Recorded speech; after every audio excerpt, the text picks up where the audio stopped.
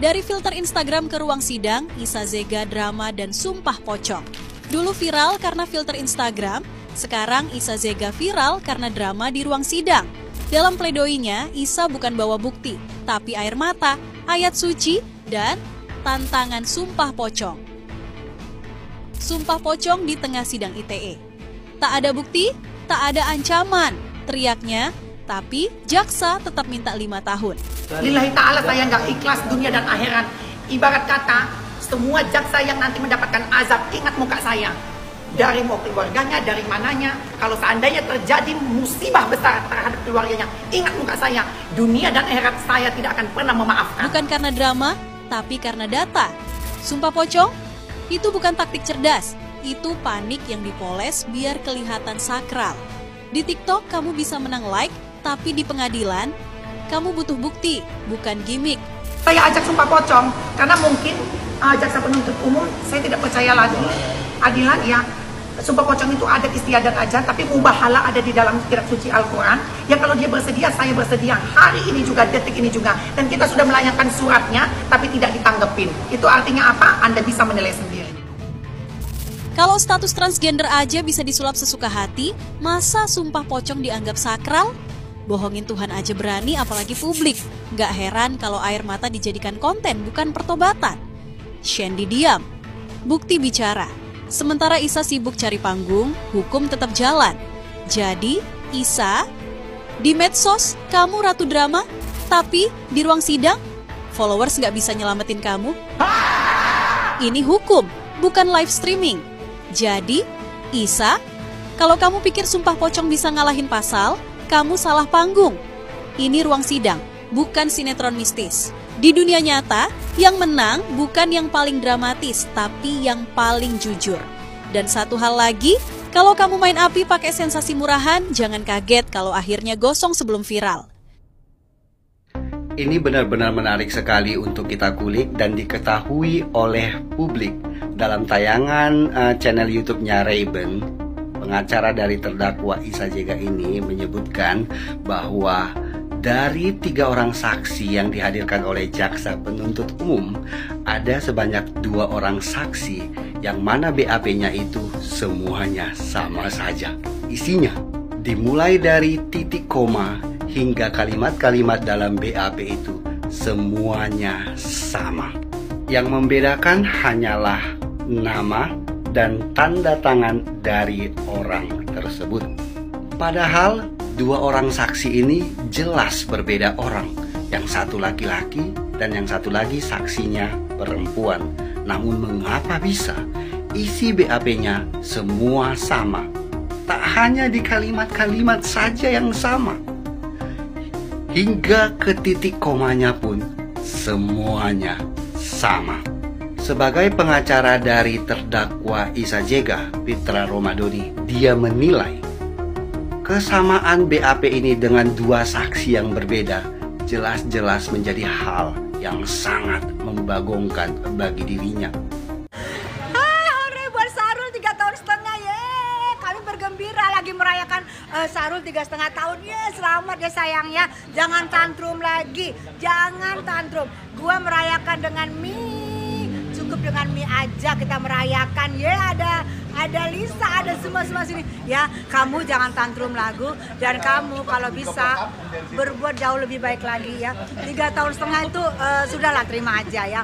Malah netizen ada yang bilang seumur hidup loh. Jangan ya sayang, nggak boleh bilang seumur hidup sayang. Jadi menurut gue ini mungkin yang terbaik ya. Karena apapun kita sudah menyerahkan kepada pengadilan, kita percaya kepada pengadilan ya. Semoga kamu bisa lebih keren lagi ya. Jangan tantrum, nggak boleh tantrum, nggak boleh nyumpahin juga, ntar ketahuan loh kalau kamu tuh tukang sumpah ya kan, nggak boleh, jangan. Sekarang lagi rame soal status tersangkanya Doktip dengan dugaan pencemaran nama baik yang di Medan tapi belum ditahan.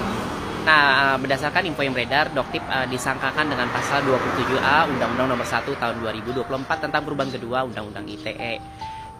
Kemudian ada yang membandingkan lagi nih dengan kasusnya Isa Zega yang setelah ditetapkan sebagai tersangka langsung ditahan.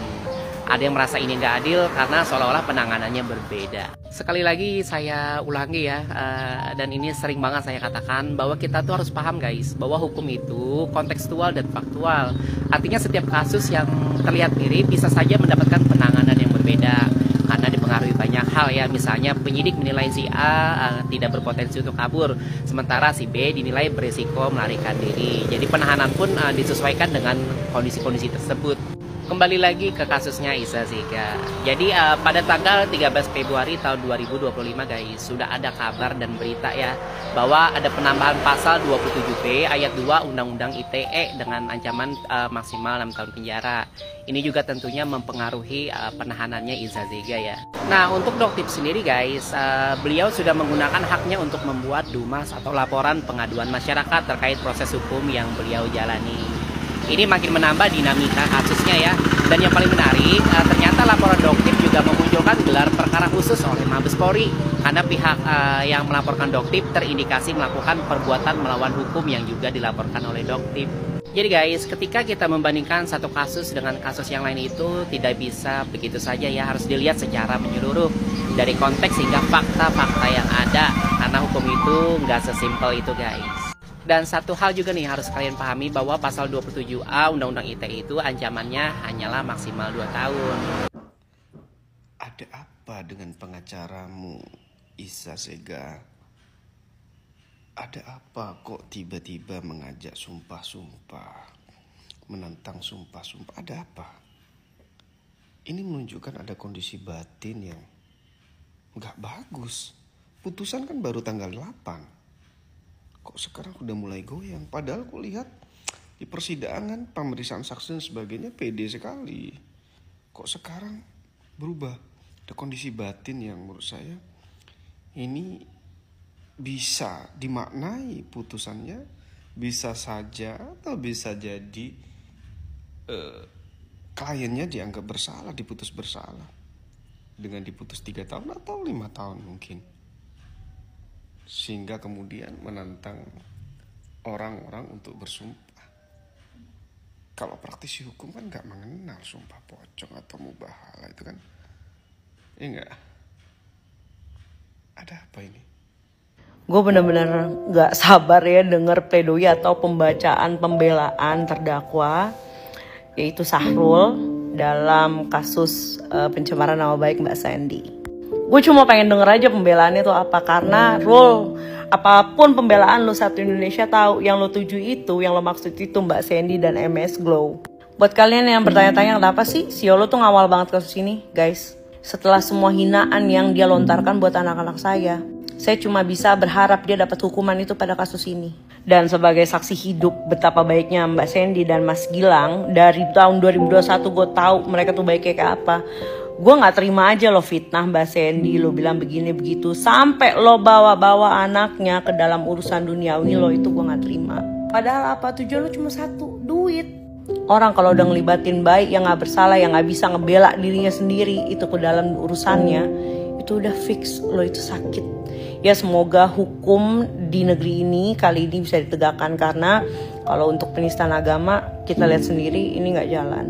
Jadi gue cuma bisa berharap di kasusnya Mbak Sandy ini. Akhirnya saudara Iza Zega resmi dihukum penjara selama 3 tahun 6 bulan sama pengadilan. Setelah drama yang panjang banget, akhirnya Bro Iza resmi ditahan. Jadi guys, awal mula kasus ini terjadi di September 2024, yang dimana Iza posting sebuah konten yang menyinggung pemilik MS Glow, yaitu Sandy Purnamasari. Di situ Iza menyebut Sandy dengan julukan Shaun the Sheep dan menyinggung kondisi kehamilan Sandy pada saat itu. Akhirnya Sandy melaporkan Iza ke Polda Jawa Timur atas dugaan pencemaran nama baik. Dan di bulan Januari 2025 kemarin, Iza akhirnya ditahan pihak kepolisian dan Iza menolak buat berdamai pada waktu itu. Nah, karena hal ini jaksa pada saat itu menuntut Iza dengan hukuman 5 tahun penjara atas pasal UU ITE, dan Iza memprotes tuntutan jaksa ini dan menyatakan kalau postingannya yang Shaun the Sheep itu cuma dongeng dan gak bermaksud buat mencemarkan nama baik orang. Akhirnya kemarin majelis hakim secara resmi menjatuhkan vonis hukuman penjara 3 tahun 6 bulan kepada Iza Zega, dan setelah putusan ini dibacakan, Iza menerima hukumannya dan gak mengajukan banding dengan alasan pesimis sama sistem peradilan di Indonesia. Gimana menurut kalian? Apakah hukuman ini udah sesuai buat saudara Iza? Padahal sebelumnya ada kasus penistaan agama juga kalau nggak salah, yang dia umroh tapi pakai mukena.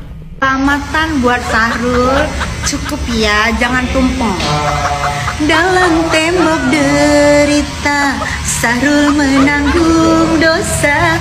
Dalam tembok derita, menjadi narapidana. Cukup dengan martabak orange saja. Kalau tumpeng mahal, karena Sahrul bukan Ertong. Jadi cukup selamatannya dengan martabak orange. Jangan dengan tumpeng. Kalau tumpeng itu sekelas Nikita Mirzani. Ya, lu mau tabak aja saya. Ya, karena lu bukan Ertong. Oke? Kalau Nikita mahal, jadi tumpengnya mahal.